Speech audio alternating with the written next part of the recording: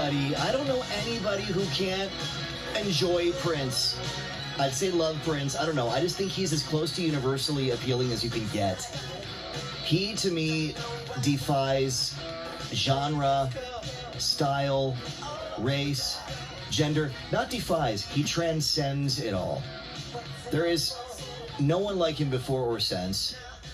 Well, dearly beloved, we are gathered here today to celebrate the music, the magic, and the mystique of one of the most electrifying artists to ever walk this planet, Prince. This Friday night, tomorrow night, the Purple Party returns to Windsor. DJs Liam Lux and DJ Starchild, members of the original Purple Parade crew from the Loop, reunite for a night of Prince at WindsorEats Food Hall. We're talking, all the hits, the deep cuts, the dance jams, the slow burns, all the music he wrote, touched, turned into gold. He was so prolific. There is still music coming out from Prince.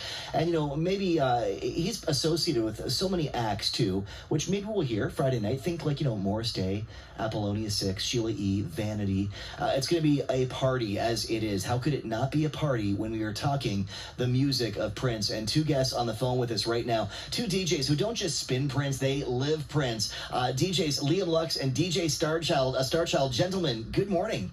Good morning. Good morning. We got you both on the line? I'm here. Good. Starchild, are you there? I'm here. We're here. We're gonna go. So we'll start. I'll direct this to both of you here. Let's start at the beginning. Liam, we'll start with you. What was your Prince moment? Like the one song or visual that kind of made you fall under the purple spell? Well, to be honest, it was completely just audio. When I was a kid, I shared a room with my brother, and after my parents went to bed, he used to get up in the middle of the night to turn on the electrifying Mojo to the Midnight Funk Association.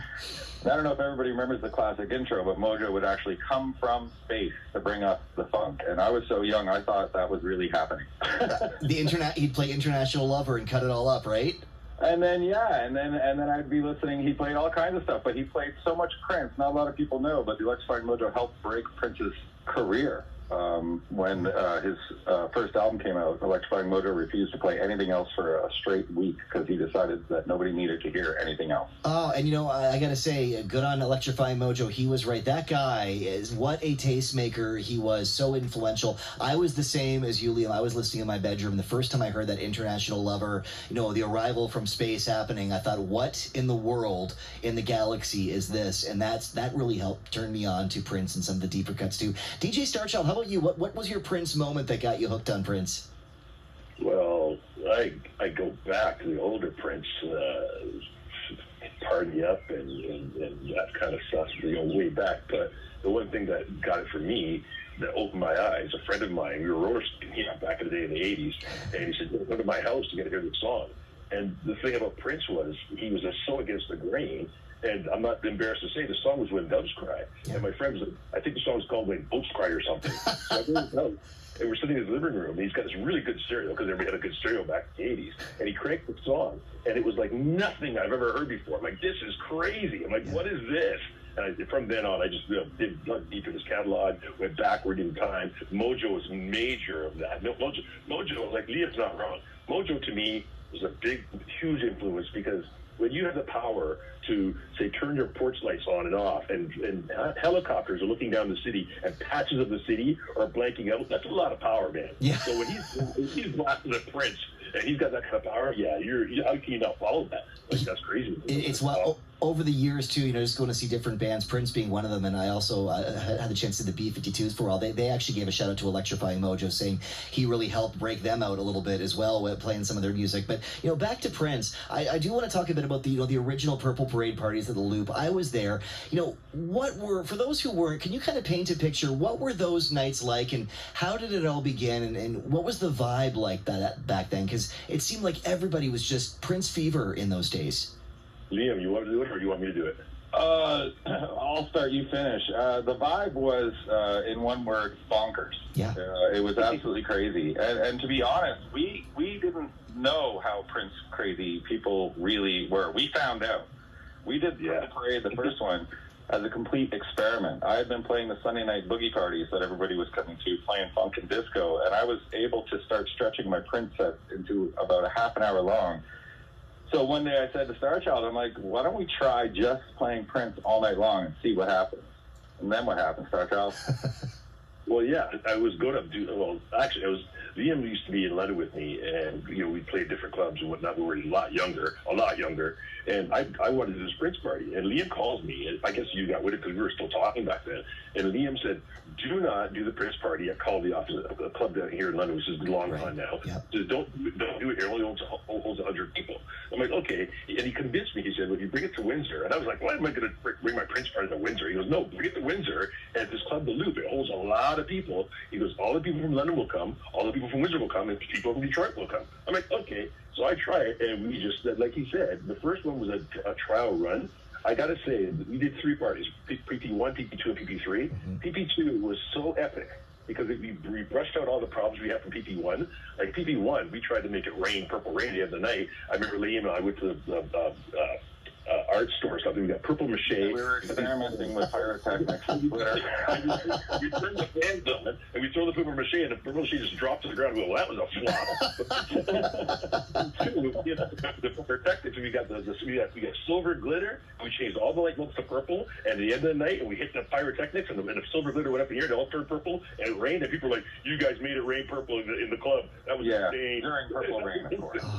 During purple rain, as we're playing the song. So people are still talking about that. Like 25 people still talking about that. It's crazy. I was there. I remember that night, and it was such an event and such a vibe in there. Even just being around people, you knew they just had a flavor and a taste for that kind of music. I mean, the Sunday night funk nights at the Loop were just epic. Anybody who was there knows and still talks about them to this day.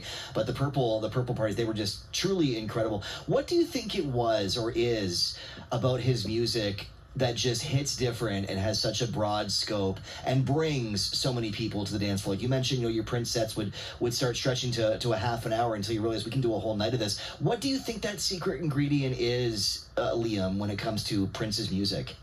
I think you sort of covered it in the intro, and then TJ backed it up. You were talking about how it crossed.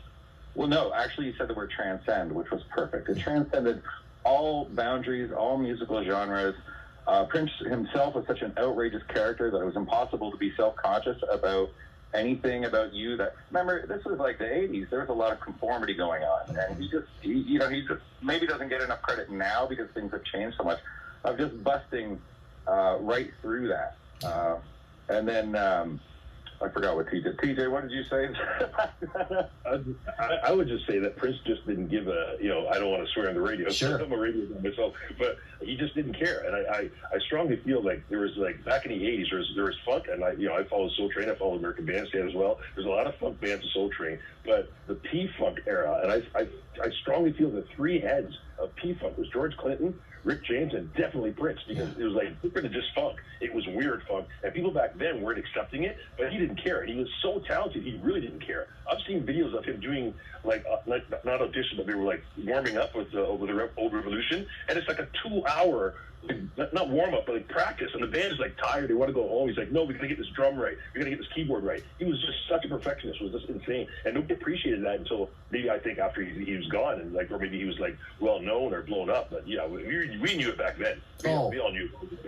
Yeah, we knew. And it was nice to connect with those people who did have such a deep understanding of Prince. To hear those deeper cuts too. We all love the hits, but to hear some of those deeper cuts, that's what made it so much magic. And I'm very curious, for tomorrow night. What are we going to be hearing? Are we going to be hearing the deeper cuts, the B-sides, music that Prince, maybe some of his proteges? What do you got planned for tomorrow night's Prince sets? If I can, I don't think we can recreate TP2. No. We're going to try to give you as potent as an interjection. Liam said to me, "Do we have a?" And this is a Prince way. Liam said to me yesterday, he goes, "Are we going to have a plan?" I go, "No, let's go wild style. Let's go wild style." PP1 and PP2, actually PP1, I set it up that when people walked in, I was playing new Prince, all new Prince that nobody heard before. And people walked in and said, "I thought this was a Prince party. What's going on? What's this?" And I go, "It's Prince. You just never heard it before." That's how we did it back. We could have, like you said, we played all the deep cuts first, and then we played the popular stuff later. So we might do the same thing tomorrow. But just wild style, just play everything. And I hope we can get in like the affiliate bands too, like you said, Easton and Sheila E. and The Time, and everything he wrote and that kind of stuff. And there's all three. We do cover a lot of area, and we also cover Prince related. So all the bands that were in the Paisley Park camp, as you mentioned, in The Time and stuff like that. But we also do. He gave away a lot of songs to other artists that a lot of people don't know that are actually Prince songs, and we cover those. Yeah. We have some of the originals of those. Like, I'll give one hint. They finally released his original Manic Monday. The song he gave to the Bangles that a lot of people don't know is his. So we're going to just try to cover everything. It's funny because there's been a discrepancy in the promo just because we're slated to play 6 till 10, but Starchild decided that's not enough time. So we're actually going to start the music at 5 o'clock.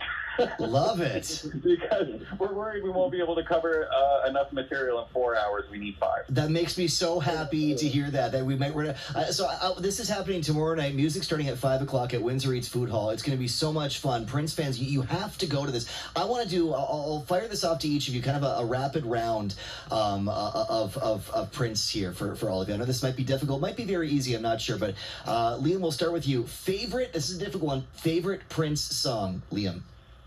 Favorite Prince song? Oh, man, that is a very, very difficult one. I've always been really partial to 17 Days, though. Oh, good one. So it just fits in his groove, but there's also something a little bit melancholy, a little bit romantic for Prince. Yeah, it is. Yeah, it is. TJ, favorite Prince song? You can't do that. He made us so much Prince stuff. How about this? Favorite Prince song? Favorite Prince song this moment? Anesthesia sticks to me. I just love Anesthesia. Hey. I just think it's one of those things that's this is very it's mellow, but it's like it hits you deep. It's not my favorite, but it's up there. It's up there in my top 5 or top 10. I have to say. Gotcha. Liam, favorite I'm sorry to do this to both of you. And this favorite one this minute, because I know it probably changes too by the day. Favorite Prince album, Liam. Actually, that one is always 1999 for me. Okay. I do love other of his albums equally as much, but that was the one that really got me into him. That was the one that just sort of solidified as my introduction to Prince. Right. TJ, favorite Prince album? Yeah, thanks a lot, Liam. You snaked my album. So it's a dance jam, that one. I love it. Okay, now both of you probably have a good measure of this. What would you say is the song that is the ultimate dance floor banger? Like, we play this one and the people are going to come running. TJ, dance floor banger. Let's Go Crazy, I would say. Yeah, Liam? Kiss, yes, a good one too. Yeah. Both good ones. In my entire career, I've been able to drop Kiss at pretty much every event I've ever played, including weddings and corporate events, and it's one of those few songs on Earth that always gets a reaction no matter what. Right, yeah, it's an iconic tune. Would you, this is a big one too, Purple Rain era or Sign of the Times era? You can only pick one. Purple Rain. Purple Rain. Okay, love it. Amazing, and I love your passion for this. I know it's going to be a great time. I love that you asked for an extra hour because you love what you do so much, and I think that's why your parties have always been so phenomenal, because you can tell the people behind the music are truly passionate fans, and that comes through. So looking forward to tomorrow night. So glad you're bringing the Purple Parade, the Purple Party's back. Liam and Starchild, thank you so much for joining us today, and hey, may you live to see the dawn. Looking forward to tomorrow night. Nothing but purple. Thank you. This is all your idea. Oh, well, actually, I got to give a shout out. I gave a shout out to you yesterday, too. I was actually getting my hair cut a couple of months back, talking to someone who we probably both know from our past, Tracy, who used to run Changes by Night back in the day. Yep. And we mentioned a Purple, doing a Prince thing. And she goes, oh, well, you got to get Liam and Starchild to do this. Otherwise, it's not even worth doing. And I said, well, let's get him on it. So I am so glad we've got the crew back to launch this out. It's going to be so much fun tomorrow night. Thank you so much for joining us, guys. We appreciate it too, man. Thank you. Hey, thank you very much. There we go. Hey, if you're a Prince fan, come on out, WindsorEats. It says 6. It's going to start at 5. We're talking deep cuts and Prince everything. Adriano's going to have a purple cocktail as well. It's the kind of guy he is. But tomorrow night, let's go crazy. It's Prince at WindsorEats. More coming up. We're going to talk about no strangers to the show. They are releasing a book, The Haunted Zoo.